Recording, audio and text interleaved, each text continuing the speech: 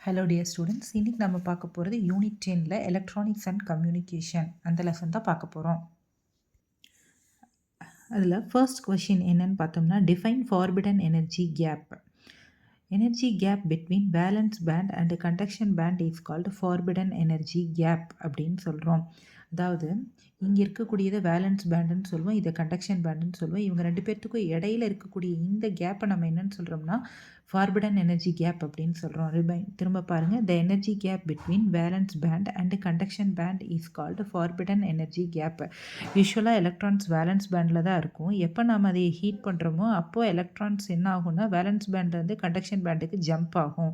அப்படி ஜம்ப் ஆகணும்னா இடையில இருக்கக்கூடிய இந்த எனர்ஜி லெவலை விட அதிகமான எனர்ஜியாக இருந்தால் தான் எலக்ட்ரான்ஸ் இங்கே போக முடியும். ஓகேவா? அப்போது இந்த எனர்ஜி கேப்பை தான் நம்ம என்னன்னு சொல்கிறோன்னா ஃபார்பிடன் மறைக்கப்பட்ட ஒரு கேப் அப்படின்னு சொல்கிறோம். அப்போ the energy gap between valence band and conduction band is called forbidden energy gap. ஓகேவா? நெக்ஸ்ட் கொஷின் பாருங்கள். Why is temperature coefficient of resistance negative for semiconductor? இப்போ நமக்கு தெரியும் 3 டைப்ஸ் ஆஃப் மெட்டீரியல்ஸ் அவைலபிள். என்னென்ன அப்படின்னு பார்த்தோம்னாக்க insulators, conductors and semiconductors. Insulators அப்படின்னு சொன்னாக்கா எனர்ஜி கேப் அதிகமாக இருக்குது. அப்போ என்ன ஆகாது, ஈஸியாக எலக்ட்ரான்ஸ் இங்கேருந்து இங்கே தாவ முடியாது, ஜம்ப் ஆக முடியாது. அதுவே இங்கே பார்த்தா கண்டக்டர்ஸ்க்கு வேலன்ஸ் பேண்டினுடைய எனர்ஜி லெவல் வந்துட்டு below the bottom of the conduction band வரைக்கும், அதே மாதிரி கண்டக்ஷன் பேண்டினுடைய energy level above the valence band வரைக்கும் என்ன ஆயிருக்குன்னா டிஃப்யூஸ் ஆகிருக்கு. அதனால எலக்ட்ரான்ஸ் என்ன ஆகுதுன்னா ஜஸ்ட் நம்ம சின்னதாக ஒரு ஹீட் பண்ணாலே போதும், ஆர் வோல்டேஜ் கொடுத்தாலே போதும், electrons easily jump from valence band to conduction band. Okay, but இந்த கேஸ் ஆஃப் அ செமிகண்டக்டர்ஸ் அப்படின்னு பார்க்கும்போது there is a small energy gap between valence band and conduction band. If suppose you are giving the temperature, the electrons from the valence band easily jump to the conduction band. Okay, so on raising the temperature, the electrons in the valence band is jump to conduction band. This creates the electricity.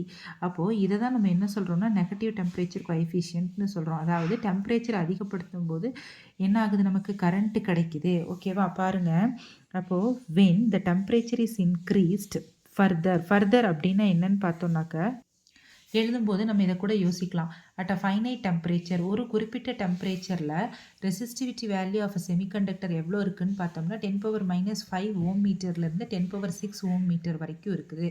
அதையும் தாண்டி when the temperature is increased further, more number of electrons are promoted to the conduction band. Okay, valence பேண்ட்லேருந்து அதிகப்படியான electrons என்ன ஆகுதுன்னா conduction பேண்டுக்கு travel ஆகுது. தே increase the conduction, அதனால எனக்கு கண்டக்ஷன் இன்க்ரீஸ் ஆகுது. So we can say that the electrical conduction increases with increase in temperature. அதனால நம்ம என்ன சொல்ல முடியும், கண்டக்ஷன் வந்து இன்க்ரீஸ் ஆகுது by increasing the temperature. In other words, resistance decreases with increase in temperature. Temperature அதிகமாகும் போது கரண்ட்டு போகிறத தடை பண்ணுற கெப்பாசிட்டி என்ன ஆகுது, decreases. Resistance decreases with increase in temperature. Hence semiconductors are said to have negative temperature coefficient. Okay, next பாருங்கள், the values of a forbidden energy gap for silicon and germanium at room temperature. சிலிக்கனும் ஜெர்மானியமும் room டெம்பரேச்சரில் இருக்கும்போது அதனுடைய forbidden gap எவ்வளவா இருக்குன்னா சிலிக்கனுக்கு 1.1 electron வோல்ட்டும் அதே மாதிரி ஜெர்மானியத்துக்கு 0.7 எலக்ட்ரான் வோல்ட்டும் இருக்குது ஃபார்பிடன் எனர்ஜி கேப். அப்போ இதை விட அதிகமான எனர்ஜி கொடுத்தா தான் எலக்ட்ரான்ஸ் என்ன ஆக முடியும், வேலன்ஸ் பேண்ட் வந்து கண்டக்ஷன் பேண்டுக்கு ட்ராவல் ஆக முடியும். ஓகேவா? ஸோ திரும்ப ஒரு தடவை பாருங்கள். Why is temperature coefficient of resistance negative for semiconductor? செமிகண்டக்டருக்கு ஏன் நெகட்டிவாக இருக்குது? When temperature is increased further, more number of electrons are promoted to the conduction band and they increase the conduction. Thus, the electrical conduction increases with increase in temperature. In other words, resistance decreases with increase in temperature. Hence, semiconductors are said to have negative temperature coefficient of resistance. Okay, va? அப்போ செமிகண்டக்டரில் valence பேண்ட்லேருந்து conduction பேண்டுக்கு அதிகப்படியான எலக்ட்ரான்கள் temperature increase பண்ணுறப்போ போகுது. அப்படின்னா என்ன சொல்லலாம், நம்ம அதனுடைய ரெசிஸ்டன்ஸ் டிக்ரீஸ் ஆகுதுன்னு சொல்லலாம். அதனால் நெகட்டிவ் டெம்பரேச்சர் கோஎஃபிஷியன்ட் யாருக்கு இருக்குது, செமிகண்டக்டருக்கு இருக்குது.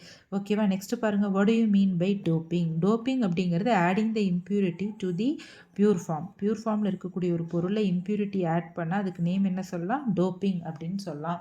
நமக்கு தெரியும் 2 வகையான செமிகண்டக்டர்ஸ் இருக்காங்க. என்னென்னு பார்த்தோம்னா இன்ட்ரின்சிக் செமிகண்டக்டர், எக்ஸ்ட்ரின்சிக் செமிகண்டக்டர் அப்படின்னு சொல்கிறாங்க.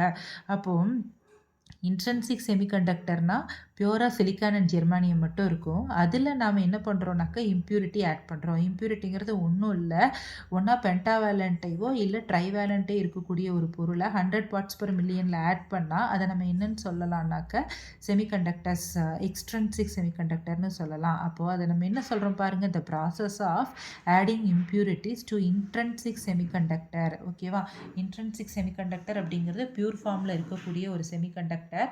ஒன்றா ஓகே, அப்போ இதுக்கு நேம் என்ன சொல்கிறோம், நம்ம டோப்பிங் அப்படின்னு சொல்கிறோம். எவ்வளோ ஆட் பண்ணலாம், இது என்ன பண்ணும், it increase the concentration of a charge carriers. ஓகேவா, அப்போ டோப்பிங் ஆட் பண்ணும்போது ஒன்றா ஹோல்ஸோ இல்லை எலக்ட்ரான்ஸினுடைய லெவலோ என்ன ஆகலாம், இன்க்ரீஸ் ஆகலாம். And it's electrical conductivity increase ஆகுது. அப்போ த இம்ப்யூரிட்டி ஆட்டம்ஸ்க்கு நேம் என்ன சொல்லலாம், நம்ம டோப்பன்ஸ்ன்னு சொல்லலாம். எவ்வளோ ஆட் பண்ணுறோம், 100 பார்ட்ஸ் per மில்லியன் அப்படிங்கிற அளவுக்கு ஆட் பண்ணுறோம். ஓகேவா, பாருங்கள். அப்போ what is doping, the process of adding impurities to the intrinsic semiconductor is called doping. It increases the concentration of charge carriers and its electrical conductivity. So the impurity atoms are called dopants and its order is 100 parts per million. Okay, next பாருங்கள், difference between intrinsic and extrinsic semiconductor. So intrinsic செமிகண்டக்டர்னா pure ஃபார்மில் சிலிக்கனும் ஜெர்மானியமும் இருக்கும். Extrinsic semiconductor அப்படின்னா pure ஃபார்மில் இருக்கக்கூடிய silicon and ஜெர்மானியத்து கூட pentavalent R trivalent இம்ப்யூரிட்டியை நம்ம 100 பார்ட்ஸ் per மில்லியன் அளவுக்கு ஆட் பண்ணுறது. அப்போ இவங்க ரெண்டு பேர்த்துக்கும் என்ன வித்தியாசம் அப்படின்னு கேட்குறாங்க. அப்போ இன்ட்ரென்சிக் செமிகண்டக்டர் அப்படிங்கிறது it is a pure form of a semiconductor. இது என்ன, இப்போ small amount of impurity is added. Next பாருங்கள், நோ டோப்பிங் டேக்ஸ் பிளேஸ். ஏன்னா நம்ம இன்ட்ரின்சிக் செமிகண்டக்டரில் எந்த டோப்பிங்கும் பண்ணுறது கிடையாது. அதுவே இங்கே என்ன சொல்லலாம், டோப்பிங் டேக்ஸ் பிளேஸ். நெக்ஸ்ட் பாருங்கள், number of free electrons in conduction band is equal to number of holes in the valence band. அதாவது இன்ட்ரின்சிக் செமிகண்டக்டரில் வேலன்ஸ் பேண்டுக்கும் கண்டக்ஷன் பேண்டுக்கும் என்ன கனெக்ஷன் அப்படின்னு பார்த்தோம்னா, எவ்வளவு எலக்ட்ரான்ஸ் வந்துட்டு கண்டக்ஷன் பேண்டில் இருக்குதோ அதே அளவுக்கான ஹோல்ஸ் எங்கே இருக்குமாமா, வேலன்ஸ் பேண்டில் இருக்குன்னு சொல்கிறாங்க. ஓகேவா, பாருங்கள். இப்போது உங்கள் புக்கில் இந்த பிக்சர் பார்த்தீங்கன்னா தெரியும், இது வேலன்ஸ் பேண்டு, இது கண்டக்ஷன் பேண்டு. இப்போ நம்ம இங்கே என்ன பண்ணுறோம் அப்படின்னாக்கா 100 பார்ட்ஸ் per மில்லியன் அப்படிங்கிற அளவுக்கு இம்ப்யூரிட்டி ஆட் பண்ணியிருப்போம். இப்போ நம்ம ஹீட் பண்ணுறோம். அப்படி ஹீட் பண்ணும்போது இங்கேருந்து ஒரு எலக்ட்ரான் இங்கே ஜம்ப் ஆயிடுச்சுன்னா, ஓகேவா, அப்போ இங்கே என்ன சொல்லலாம் நம்ம, அப்போது இதில் எந்த அளவுக்கு எலக்ட்ரான்ஸ் இருக்கோ அந்த அளவுக்கு இங்கே யாரும் இருப்பாங்களாமா, ஹோல்ஸும் இருப்பாங்க. அதைத்தான் சொல்கிறாங்க, number of holes in the conduction band is equal to number of electrons in the conduction band is equal to number of holes in the valence band. Next பாருங்கள், number of free electrons and holes are not equal. இங்கே வந்துட்டு extrinsic செமிகண்டக்டரில் எப்படி இருக்க மாட்டாங்க, ஈக்குவலாக இருக்காது. ஓகேவா, அப்போது இந்த பிக்சரில் பார்த்தீங்கன்னா 4 ஹோல்ஸ் இருக்குது. அப்போ என்ன ஆயிருக்கு, கண்டக்ஷன் பேண்டுக்கு 4 எலக்ட்ரான்ஸ் ஜம்ப் ஆயிருக்கு. அப்போ இதை தான் நம்ம என்னென்னு சொல்கிறோம்னாக்கா இன்ட்ரின்சிக் செமிகண்டக்டர்னு சொல்கிறோம். அதுவே வந்துட்டு இந்த பிக்சரில் பார்த்தோன்னா நமக்கு நல்லா தெரியும், இங்கே ஆல்ரெடி நிறைய எலக்ட்ரான்ஸ் இருக்குது. நம்ம என்ன பண்ணியிருக்கிறோம், நம்ம இம்ப்யூரிட்டியை ஆட் பண்ணியிருக்கிறோம். இம்ப்யூரிட்டியினுடைய எனர்ஜி லெவல் எப்படி இருக்கும்னு சொல்கிறாங்க, just nearer to the below the range of a conduction பேண்டில் இருக்கும் அப்படின்னு சொல்கிறாங்க. அப்போ நீ ஹீட் பண்ணால் என்ன ஆகும், ஈஸியாக இங்கே இருக்கிற எலக்ட்ரான்ஸ் இங்கே ஜம்ப் ஆகிடும். ஓகேவா, அப்போது இங்கேருந்து எலக்ட்ரான்ஸ் என்ன ஆகும், எவ்வளோ போகுது அது. அப்போ இங்கே இருக்கிற எலக்ட்ரான்ஸும் இங்கே இருக்கிற ஹோல்ஸும் எப்படி இருக்கிறது இல்லை, ஈக்குவலாக இல்லை. அதுதான் நமக்கு இங்கே என்ன சொல்கிறாங்க, number of free electrons and holes are not equal. Next பாருங்கள், it has a bad electrical characteristics. ஏன்னா இன்ட்ரின்சிக் செமிகண்டக்டர்னால அவ்வளோக்காக கரண்ட் அலோவ் பண்ண முடியாது. அதுவே இங்கே it has a good electrical conductivity, ஈஸியாக கரண்ட்டை அலோவ் பண்ணும். So these are the difference between intrinsic and extrinsic semiconductor. Shall we move the next one? See that a diode is called a unidirectional device. Explain.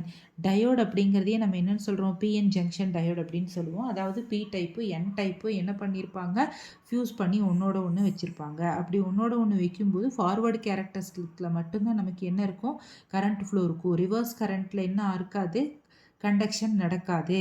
ஓகேவா, பாருங்கள். இதை தான் வந்து ஒரு PN junction diode அப்படின்னு சொல்கிறோம். அதாவது P type material. P type அப்படின்னா ஹோல்ஸ் நிறைய இருக்கும், பாசிட்டிவ் ஜாஸ்தியாக இருக்கும். என் டைப்னா எலக்ட்ரான்ஸ் ஜாஸ்தியாக இருக்கும். இந்த ரெண்டு செமிகண்டக்டரையும் ஒன்றோட ஒன்று கொண்டு வந்து வைக்கும்போது என்ன நடக்குது அப்படின்னாக்கா டிஃப்யூஷன் ப்ராசஸ் நடக்குது. ஓகேவா, இப்போ இதில் என்ன சொல்கிறாங்க அப்படின்னாக்கா, நாம் இதில் ஒரு பேட்டரியை கனெக்ஷன் பண்ணால் அந்த பேட்டரியிலேருந்து கரண்ட்டு ஃப்ளோ இருக்கும்போது, ஓகேவா, ஃபார் எக்ஸாம்பிளுக்கு இது பாசிட்டிவ் கூட பாசிட்டிவ், நெகட்டிவ் கூட நெகட்டிவ் கனெக்ஷன் பண்ணியிருந்தோம் அப்படின்னா, நமக்கு என்ன நடக்கும் அப்படின்னாக்கா, ஃபார்வர்ட் பயாஸ் அப்படின்னு சொல்றோம்.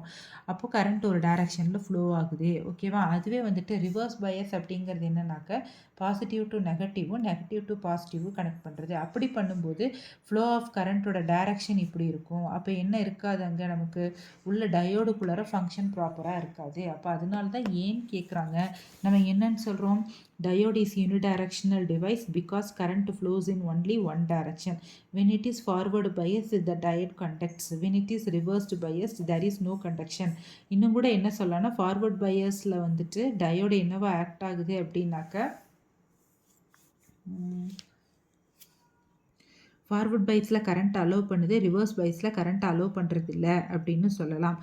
ஸோ ஃபார்வர்ட் பைஸில் கண்டக்டராகவும் ரிவர்ஸ் பைஸில் இன்சுலேட்டராகவும் ஆக்ட் ஆகுது அப்படின்னு நம்ம சொல்லலாம். ஓகேவா?